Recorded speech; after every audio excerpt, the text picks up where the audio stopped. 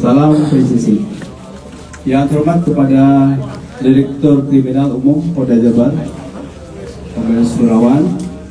Yang saya hormati kepada perwakilan dari Rumah Sakit Hasan Sadikin Bandung. Yang saya hormati perwakilan dari Unpad. Terima kasih atas kehadirannya. Serta rekan-rekan media yang saya cintai dan saya banggakan.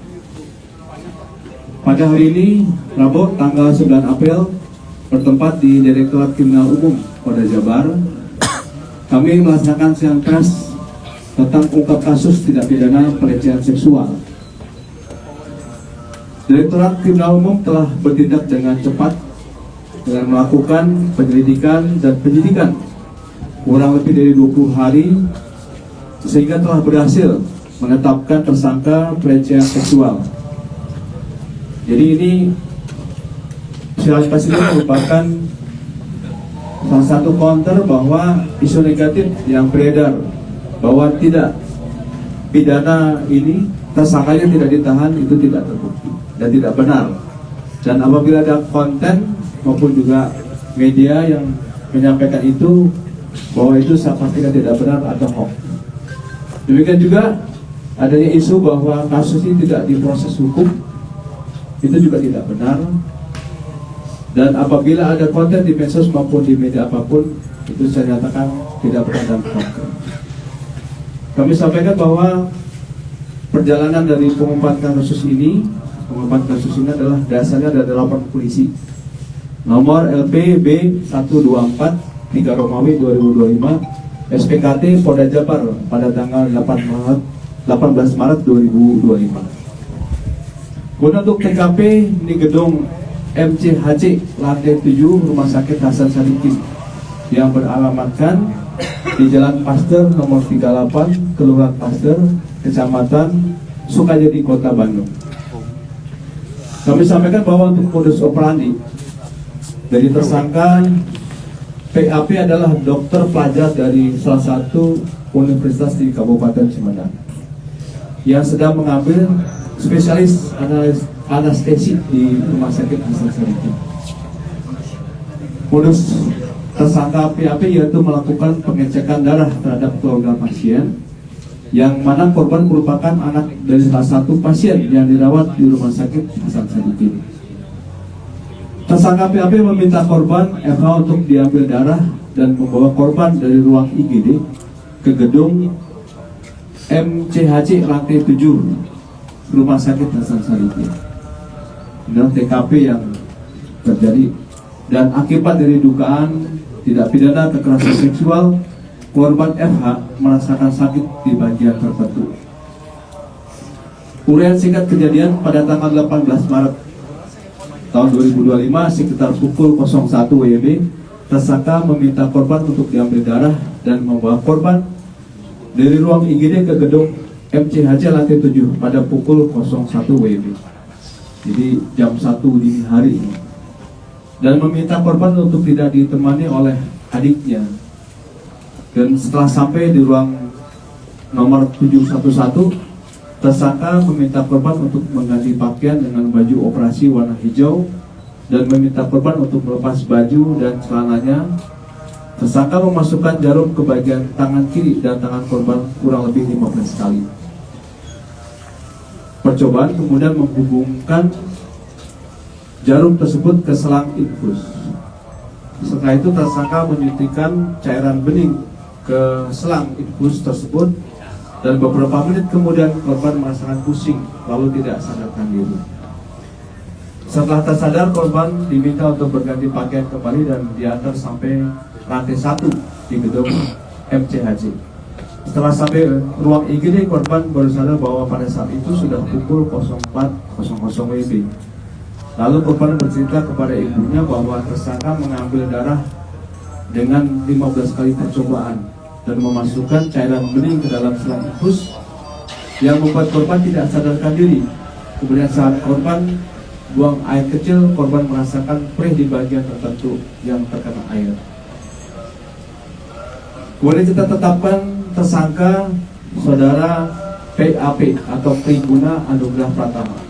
Pekerjaan dokter pelajar yang sedang mengambil spesialis anestesis di Rumah Sakit Hasan Sadikin. Alamatnya Kota Pontianak, ini sesuai dengan KTP, dan Kota Bandung tempat tinggal saatnya ini. Kemudian korban atas nama inisial Saudari FH, pekerjaan karyawan swasta, alamat Kota Bandung. Saksi-saksi, telah dilakukan beberapa acara pemeriksaan terhadap 11 orang saksi, terdiri dari ini ada Eva sendiri sebagai korban, ada ibunya, kemudian ada beberapa perawat, ada kurang lebih 3 perawat dan adik korban, kemudian dari farmasi, dokter dan pegawai Rumah Sakit Hasan Sadikin dan juga apoteker.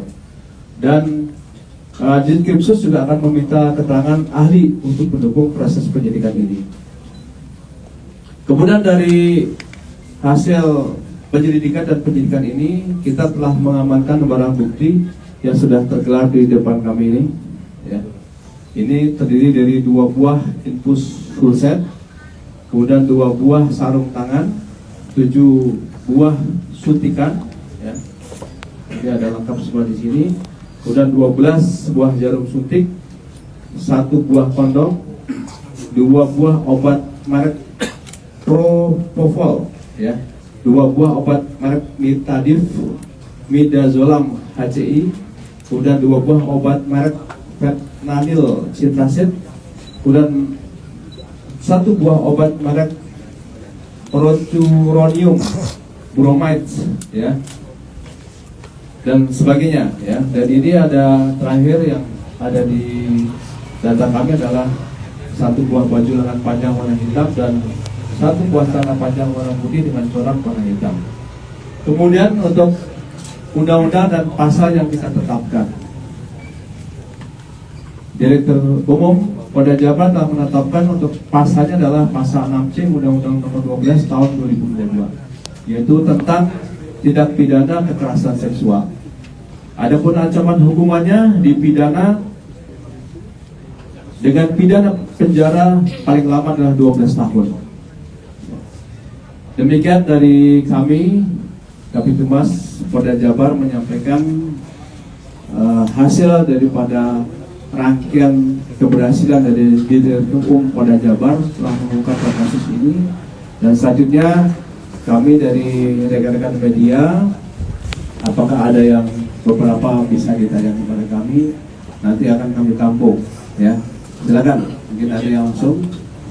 Ya, silakan. Dan dari IDN dan beredar informasi bahwa adanya kesepakatan antara korban dan pelaku untuk menutupi kasus ini dengan memberikan sejumlah uang kepada korban. Apakah itu benar atau tidak? Baik, ya, 1 kita tampung dulu. Dan Ya, Teh. dia dari JPNM, apakah ada potensi korban lain selain korban yang lain? Oke, 2 yang satu lagi. Izin Pak Fauzi dari Republika terkait pelaku ini saat melakukan aksi ini itu yang bersangkutan sedang bertugas atau memang 24 jam di sana sebagai receiver, atau sehingga bisa dengan mudah gitu ya mengajak korban untuk ke atas di bius. Baik, ya. Baik, dari 3 pertanyaan ini kita jawab dulu ya beberapa. Yang pertama terkait dengan apakah ada potensi dari korban lainnya, ya. Kami telah membuka layanan untuk laporan yang lainnya. Mungkin kasusnya sama, tapi waktunya berbeda, ya. Kami terbuka yang di beberapa media sosial yang menyampaikan secara terbuka di situ. Ternyata mungkin ada sampaikan, tapi kami berikan kesempatan untuk melapor, ya, melaporkan diri kepada kami, ya. Mungkin karena malu atau mungkin karena sesuatu hal, kita tunggu. Jadi apa yang disampaikan oleh teman-teman media ini ada kemungkinan, ya, tetapi kami akan tetap menunggu dari korban yang berikutnya. Kemudian untuk yang terkait dengan kesepakatan tadi, sejauh ini kami telah berikan dengan tegas dan cepat. Jadi tanggal 18 kita ada pengelolakan polisi, tanggal 25 kita sudah tetapkan sebagai tersangka. Jadi sebelumnya sudah akan lakukan penangkapan juga. Jadi kemungkinan Apa yang disampaikan di luar kami tidak mengetahui. Ya. Selanjutnya untuk terkait dengan SOP ya atau keberadaan yang bersangkutan, ini dari Hasan Sadikin ya akan memberikan informasi kepada rekan-rekan. Silakan. Terima kasih. Jadi yang bersangkutan saat itu memang sedang jaga malam. Jaga malam ini memang sudah ada jadwalnya, dan yang bisa memasuki ruang IGD dan bertugas ini memang sesuai dengan jadwal peserta didik. Jadi kami ini merupakan rumah sakit pendidikan dari Unpad, dan kebetulan yang bersangkutan merupakan residen anestesi yang sedang bersekolah dititipkan di RSUP Hasan Sadikin. Jadi kebetulan yang bersangkutan sedang bertugas. Baik, saya kira dari 3 pertanyaan ini sudah terjawab. Selanjutnya 2 kesempatan lagi kepada rekan-rekan. Ya, Robi dari Kumparan. Tersangka ini udah punya istri, punya anak, bagaimana? baik, 1 kemudian dari Mungkin sudah berapa lama dia bertugas di situ, terus kemudian apakah ada aliran yang aneh dari obat-obatan anestesi yang dia pergunakan dari data rumah sakit, apakah itu kejadian kemudian untuk membuka korban? Baik, dari 2 pertanyaan ini ya, nanti terakhir sesi terakhir ya, kami sampaikan bahwa yang bersangkutan memang telah berkeluarga. Ya, informasi yang kami dapatkan dan ini berasal dari kota di luar dari Jawa Barat, ya, sesuai dengan KTP tadi ya. Kemudian yang bersangkutan nanti ini dari rumah sakit akan bisa menjawab. Yang dilaksanakan rumah sakit sudah sesuai dengan SOP, dan juga saat itu yang bersangkutan memang sedang bertugas, dan memang seluruh yang dilaksanakan di RSUP Hasan Sadikin sudah sesuai dengan standar operasional. Itu pengambilan darah itu atas permintaan dari dokter yang pertama, atau memang inisiatif sendiri si pelaku ini? Baik, nanti akan dijawab lebih lanjut. Kami berikan kesempatan kepada Direktorat Umum ya, Polda Jabar untuk menyampaikan tambahan daripada hari di sini. Waktu Direktur, silakan. Baik, dari pertanyaan saja. Tadi sudah. Mungkin dari yang lainnya? Ya. Bapak dari Kompas Pak, Ya. untuk Pak Ibu Putri Pak, setelah di beberapa hari ini motifnya pelaku apa? Apakah dia ada kelainan atau apa? Dan kemudian untuk pertanyaan untuk RSHS, untuk pendampingan residennya, apakah ada dokter khusus yang mendampingi setiap residen dalam bertugas di IGD? Satu lagi? Sudah, sama. Baik, silakan. Jadi terima kasih rekan-rekan. Dari pemeriksaan beberapa hari ini memang kecenderungan pelaku ini mengalami sedikit kelainan dari segi seksual ya. Jadi begitu juga dengan hasil pemeriksaan dari pelaku ini, nanti kita akan perkuat dengan pemeriksaan dari psikologi forensik, dari ahli psikologi maupun psikologi forensik nanti untuk tahapan pemeriksaan, sehingga kita menguatkan adanya kecenderungan kelainan dari perilaku seksual pelaku. Untuk berikutnya silakan Pak. Jadi di sana itu pada saat jaga itu sebetulnya ada yang pasti ada DPJP, dokter tanggung jawab pasiennya, dan memang ini sudah sesuai dengan SOP dan juga sesuai dengan yang dilaksanakan di rumah sakit. Tetapi mungkin juga dari terduga ini memang melaksanakan di luar SOP itu. Terima kasih. Baik, apakah cukup dari teman-teman? Satu. Kompas, dari, nah silakan. Nah, itu baru. Ya, ada. Dari Hasan sedikit kan kabarnya dari hasil visum ditemukan 2 sperma. Itu apakah karena tadi ada dokter jaga juga yang tahu apakah ada 2 pelaku selain pelaku itu? Baik, 1 ya. Silakan. Untuk di ruang ICU itu kan dokter saat di situ kan biasanya tim dengan perawat dan lain sebagainya. Saat kemudian dokter itu mengambil langkah medis, apakah itu tidak sepengetahuan perawat dan yang lainnya? Apakah yang dokter ini ambil langkah medisnya itu masuk akal sesuai SOP atau enggak, dan kalau di rumah sakit itu gimana caranya kita bisa tahu gitu loh saat dokter itu melakukan langkah medis yang sesuai SOP atau tidak. Jadi di rumah sakit itu dokter ini merupakan ada tadi yang saya jelaskan menjadi dokter peserta didik dari Universitas Padjadjaran yang sedang mengambil sekolah spesialis di kami. Jadi yang bersangkutan bukan merupakan karyawan dari Rumah Sakit Hasan Sadikin, jadi mahasiswa yang dititipkan di kami, dan itu memang pasti sesuai dengan SOP dan juga sesuai dengan arahan dari DPJP-nya, begitu. Nah ini memang terduga melaksanakan di luar dari SOP tersebut. Berarti pengambilan darah dengan cara dibius itu Beda, pengambilan darah dengan dibius itu beda.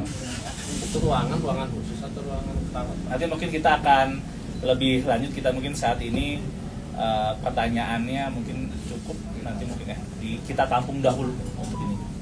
Baik, saya kira demikian rekan-rekan sekalian. Ya, terima kasih atas kehadirannya dan rekan-rekan telah diberikan asupan informasi yang begitu lengkap. Demikian akhirul kalam. Wabillahi taufiq wal hidayah. Wassalamualaikum warahmatullahi wabarakatuh.